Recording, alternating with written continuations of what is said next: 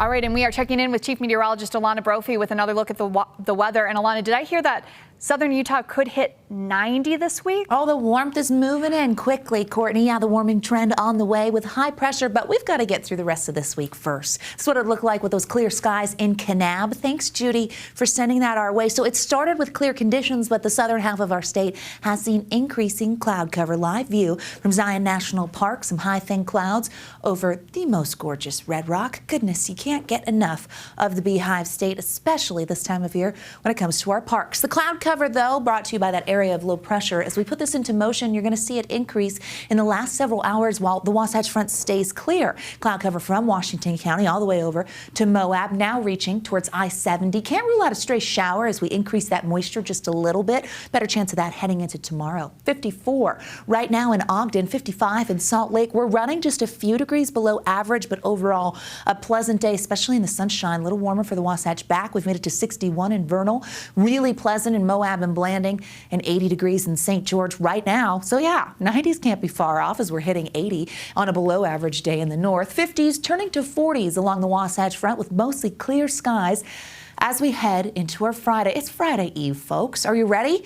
Live view from Logan, Cache Valley. Clouds, can't really find them. Really pretty shot there with lots of sunshine. The trees are blooming, which is great because they're beautiful. But if you have allergies in the springtime, that tree pollen can be rough. And the next couple of days, we keep that high to extreme pollen in the forecast. It's elm, juniper, and sycamore trees today. Possibility of that holds on into tomorrow. Those tree pollens can really spread far and wide. As our allergy map shows, heading into tomorrow, the Uinta Basin, Castle Country, and the I-70 corridor all the way down to Moab has the best chance of seeing high pollen. The rest of the state in the medium to high category. So I know, not much relief inside until we get a little moisture. Now, some of that does pop up. Here we go.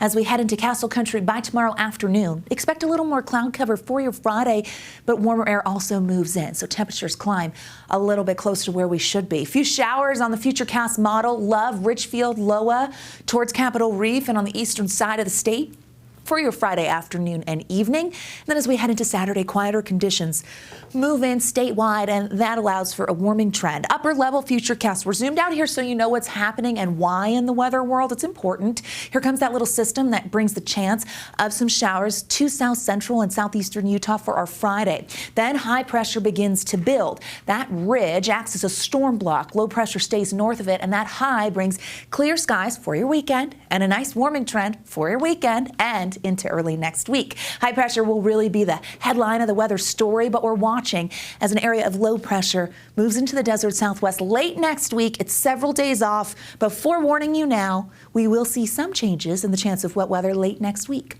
Regional forecast showing 50s and 60s for your Friday. Few degrees warmer, really nice. 60s, 70s, and 80s in St. George where we warm things up. I'm going mid-80s tomorrow, and I think the 90s definitely are in the forecast by the latter half of the weekend. If we don't get there Sunday, we'll hit it Monday, I think. We'll definitely deal with some breezy conditions, but dry in southern Utah. There's the Wasatch Front, 60s turning to 70s. Okay, that's a Chamber of Commerce weekend. 70s with partly cloudy skies and dry conditions. Nobody says no to that. Next Thursday, slight chance of some moisture, but a quiet stretch ahead with temperatures up, down, and all around. But that's very spring, very on brand. Courtney, over to you.